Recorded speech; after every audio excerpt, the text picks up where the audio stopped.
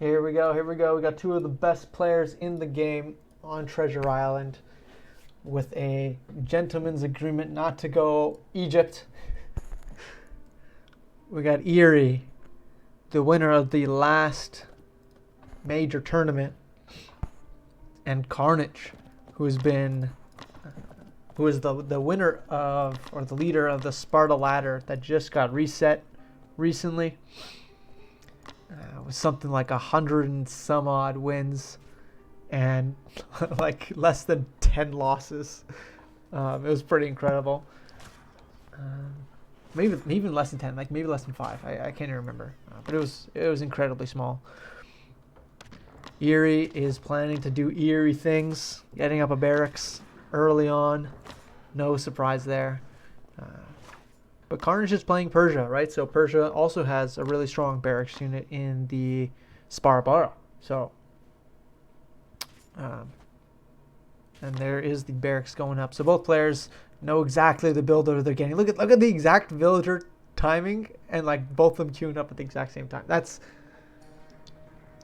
is impressive. They have like nearly the exact same food gathering, the exact same gold, nearly the same wood. Like, wow. Good stuff. Carnage just about to get the 50 wood to go and make a storehouse on the backwood. I wonder if any one of these players decide to actually go for the water in this game. Because early on, it's going to be very, very, very impactful to get on the water. Eery's first villager, or first spearman is queued up. Where is it rallied to? Just in front of his base.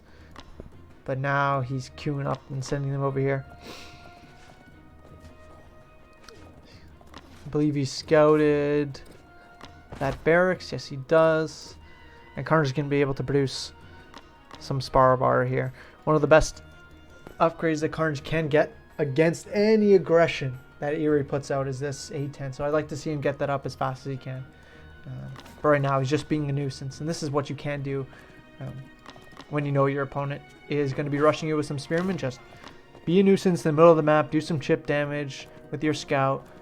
Make it easy for your units who are defending your villagers here to be able to pick them off when they do show up. Just need to make sure not to lose your scout in that mix. And here we go. Carnage actually making some A10 right now, so excellent job by him. Thought that dock was going to get up, but no dock yet in sight. Neither one of these players are even thinking of getting up to the second age anytime soon. Just continuing to macro up and continue to make lots and lots of Sparabara and lots of spearmen. I believe that's 5 Sparabara right now to the 6 spearmen, if not more, of Eery. And like just really good scouting here by Carnage. He knows exactly how many he needs to make. He's not going to make any more Sparbara than he has to with these nice trident spears. And he's in the perfect position to defend against this. And Eery smartly not wanting to attack, because every bit of chip damage that he does to these Sparbara can easily be healed up by the A10. So only if he can take a fight and take a villager and go in and out really quickly will he ever do that. Eery queuing up for the second age. Carnage can do the exact same as soon as his villager, as soon as he gets to 200 wood. Eery chasing. He's gonna try to see if he can do something. Unfortunately, Carnage has done a great job of defending it, and defending with the exact number of units he needs to actually be an effective counter. So neither one of these players wanting to fight. Neither one wanting to take any damage. In particular, Eery here. Spearmen do a lot of damage, 12 damage, but they are very, very weak. Only 150 HP. Both these players have literally the same amount of stone. Very impressive. So as soon as Eery gets to 300 stone, which he should have right now, should be, yeah, he's over gathering stone here. Nice second town center spot. Doesn't want to be pushed into his base. Like, he has map control now, but he doesn't have enough of it to really do anything drastic, like put a second TC far away from his base. That's just a target at that point for Carnage, especially with the Asabar in H2. Oh, Carnage. Getting up a second TC in a really good spot for late game markets. Really good spot for all of these protected resources, like literally every resource here. But this is Eery, so that's an extra spot that he has to sort of bob in and out. Like he can attack from this side of the map or this side of the map, right? Carnage rightfully positioning his units in between himself, in between like his villagers in the town center and his other base. Eery's gonna try to do something. First engagement of the game, but they're both comfortable to take. The micro's going really strong for both players, but I think there are more than enough Sparabara here to take this. Yeah, more than enough. But here come the longswordsmen. So longswordsmen are in the mix, should be able to turn the tides of battle. But now that there's a second TC up, doing good damage, one longswordsman goes down, another spearman goes down, and all these Sparabara that are hurt can easily be healed up. Carnage in the meantime has lots of wood, gonna get up a archery range, and look at Eery sneaking this little dock in. A lot of his units cost food, so it really is of his benefit to try to go for a nice docks on Treasure Island. So hopefully he can use these 3 fishing boats and more, some net lures to get an economic advantage. Actually, in the meantime, getting up 2 archery ranges for those slinger balls. You know, back in the day when we used to watch Steve do a lot of these community challenge, like the slinger druid ball was constantly seen over and over again. And it could have been that the Greeks were more prominent in that time, but Greeks and Persians are fairly similar in their composition, right? Like you want lots of bowmen in this matchup. So a druid ball could actually be very effective, with the meat shield being like just a handful of longswordsmen to take out the Sparabara. Not a bad idea. But this is still no net lures. You could easily get some net lures. Is anybody's game right now? 39 villagers to the 34 of Carnage. Carnage might have dropped a couple of villagers here and there, just because I think he was housed at some point. He could queue up to the 3rd age, so maybe that's his plan. Get to the 3rd age, and I see him. He's getting some additional workers on stone here, so maybe he goes to the 3rd age, goes for a. I was gonna say goes for a 3rd town center, but instead he drops down 2 stables. Stables is going to be excellent against the composition of Eery. So we got the druids, we got the slingers, we got a couple of longswordsmen. Spending his resources really effectively here. 45 villagers to the 40. Oh, actually, so that's just from the extra fishing boat villagers. Okay, army is looking even. Although Eery's army counters nearly everything in Carnage's army. Carnage's army does not do the same. And yeah, before the stables gets out, I'm surprised Carnage is taking this fight.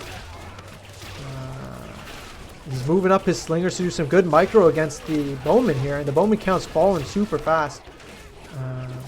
So really bad engagement taken here by Carnage. He could have run back, but again, like there's no place that he could safely run back to because the TTs are too far apart from each other. So Eery just splitting the needle, going through the middle of the base.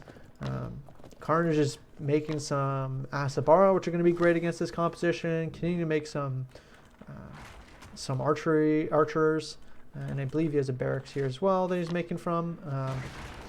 But this is a nuisance in the base of Carnage. Eery is just an absolute nuisance. The issue is that he needs to get out of here safely. And I don't think he will be able to, or if he is, it'll be a miracle. Takes out a couple units here. These Asabar are going to be able to take out all of the slingers, but somehow the meat shield of Eery stays alive. And in the meantime, Carnage goes stage 3. So maybe that's not so bad. Good guard tower here. Guard towers, for those who don't know, actually are only 50 stone and 100 wood. Very cheap for what they do to protect this area of the map. See here, Eery's still on these 3 fishing boats in his base. He still has the 2 archer ranges. He did get up an armory, but he's getting shield rim. I don't think that's probably not the most logical thing. He has 2 barracks, but here they go again. Now with this guard tower in the mix, it should be even more beneficial for Carnage. But I think there's some spearmen in the mix. 5 spearmen, 4 spearmen now, 3 spearmen. Asparas are just doing their really good work though. So there goes, yeah, all of the slingers are just going to be eaten alive by the Spara Bara and the Asabara. So good hold, and now Carnage is age 3. Eery is queuing up age 3, getting rid of the villagers that were in front of the age 3. So Carnage is holding this really well. He will have soon nearly, he's missing just 1 stone to get up his 3rd town center. I'd love to see him just like, you know, gather for half a second, come back in here, and then make a 3rd town center. Or never mind, I'm missing this. He actually has a 3rd town center, an even better place for his market line. But Eery, he's eerily aware that this is a possibility for Carnage, who's getting Aspar champion, getting immortals, really good unit against what Eery can do in H3. So I wonder where the market lines are going to be coming from then. Like, is that a second dock? Second dock's coming out for Eery. So he's firmly taken the water, and with the water, that means that like the entire shoreline is essentially his. So Carnage is going to have to put his like market line somewhere here, which is not the best in terms of a long-term economy perspective. He does have a solid number of Asabara, 10. Not much backline though. There's not a lot of bowmen here. I think the immortals are going to act as the bowmen for quite a while. And Eery is teching for like a full bowman count, like a full bowman ball. So he's got the Woad Raiders, and sure they're good at doing more than just decimating bowmen. But there's the portion of the army that's good against the immortals is not there yet. He's just now making lots of bowmen. 140 of 160 pop, so he's doing a great job of making a lot more army. Carnage is struggling a bit for gold, struggling a bit for food, or just spending his resources really wisely there. And moving out with these Asabara. I wonder, has he seen any of the docks? He has not scouted Eery's base at all, actually. So he's in the dark on this one. And with the meat line of Carnage away, the mice will play. So he's going to send a couple spearmen to annoy the Asabara, but he's pushing in with these Woad Raiders and with this main army here. So really well done, like timing-wise, from Eery. Takes out these gold gatherers, and these Woad Raiders are going to take out even more of them. The A-10's doing good work, but that's 2 villagers he picked up. Nice army here for Carnage to defend this, so not much he can do. In the meantime, the Asabara are coming back. So the meat line of Carnage is here. Carnage, what's going on? Why is the score so low? 77 villagers to the 78. He just hasn't been spending his... he's been spending his bank much better than Eery, who's floating a lot of food because of his excellent fishing boat economy. But these 7 villagers are about to meet their maker. Really good map vision here by Eery. Oh, this is painful to watch. Oh, Carnage. He knows, sees it. He sees it all. And Carnage doesn't see it as... Eery doesn't see it as quickly as Carnage does, so... Really good bob and weave of the villagers by Carnage there. Excellent job. See, no market line being made, and Eery's getting suspicious that there's no market line being made, so he's making even more watch posts to get map vision on this side of the map. Let me just see where Eery sees. So Eery sees his entire side of the map, and even up the coastline. And there's a raid going on in his base, actually. Woad Raiders are doing good damage. Man, the Axe of the Ice King looks so dope. He's going after some houses, going after some villagers, but mainly doesn't want to lose any of his Woad Raiders here. So very expensive units for how easily they can be killed. And his gold mine has been a constant pestering point, and I'm missing this. Not much of a melee force here for Eery, so he can't really do much damage to the buildings of Carnage, but can be a nuisance. On this side of the map, Carnage pushing out. Now he has this 28 ball of immortals. So he's reclaiming this stone, he's reclaiming this gold. And despite being lower in pop, like Carnage, I believe he has all H2 army upgrades versus Eery, who doesn't have all H2. Oh, this is a big pickup. These Asabara could be jumping onto the slingers and the bowmen, and especially the druids in the mix. So big pickups here. Eery being a great raiding player. So while this is going on, still continuing to raid and do good work. But these immortals, so strong, so powerful. These Asabaras being in the mix as a great meat shield, just soaking up all that pierce damage. But raids are raids. Like, this is a really effective trade for Eery. All these villagers down. Carnage down to 63 villagers now. Versus the 88 of Eery. Who, does he have a market line up? He's getting market line up right now. So he's positioned for the late game. He has the water. He has everything he needs. Carnage just has a stronger army. Right? Or about equal, but like they're actually, his army of composition is just so much stronger. But Eery was hiding these horsemen. So these horsemen might be able to turn the tide of the game. And Asabars are running away. They don't want to be caught up with these horsemen. He's taken some of the fight, and these mortals do good work here, but will it be enough? The pop is falling for Carnage and it's falling for Eery. Both these players trying to recoup their armies, but yeah, all the horsemen go, and the immortal ball is still here. Still 39 immortals in the mix. And since I believe these bowmen don't do any infantry damage, they don't do any bonus infantry damage, just do straight 18 attack damage. So, oh, look at this. Eery still has his warriors here on the gold mine, the next gold mine that he knows that Carnage needs to take. Carnage only has 2 villagers on gold, and it's these 2. So he needs to both put on pressure to his opponent and at the same time secure his gold in the middle of the map. Because Eery knows exactly what's going on. Carnage has no market line. He has no nothing. Carnage on the other side, like, he is getting a market line. But the issue with that is, like, Carnage has 30 extra pop, right? Like, oh, look at this great rating.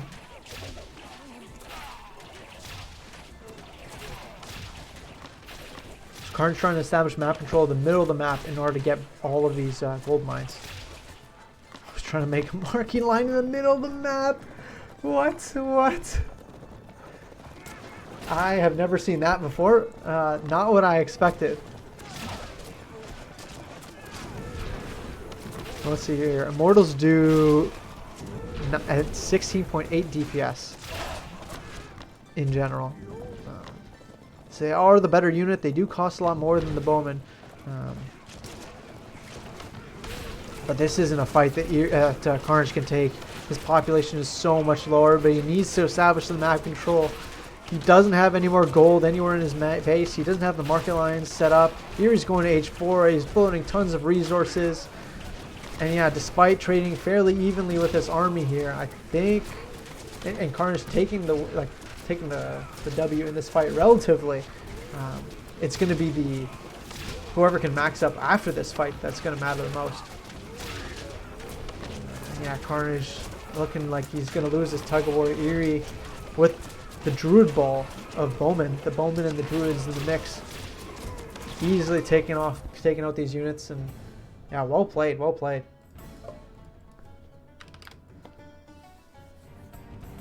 And that, folks, is how to raid effectively. Eery knew exactly what was going on in that game. He knew exactly that his opponent didn't have the gold to keep production going. He knew everywhere that Carnage wanted to gather gold from. And Carnage, unfortunately, just wasn't able to do what he needed to do in the middle of the map and pressuring Eery.